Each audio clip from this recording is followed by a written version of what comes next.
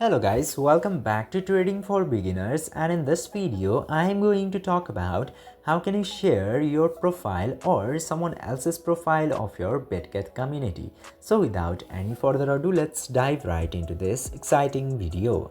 Now, in order to share the community profile, you just simply have to open your Bitget application, and after opening the application, you will just simply have to tap into this dotted icon into top left corner. Simply tap into that and open your profile from this section. Now, after coming into your profile, you will get to see this option of community, which you have to select now.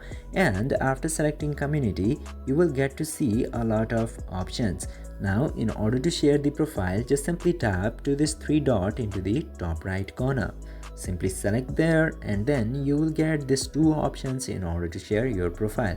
First one is QR code and second one is share.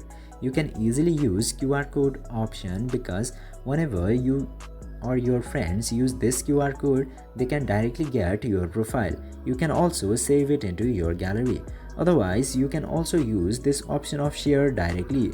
By using this many methods, you can easily share your community profile of Bitget.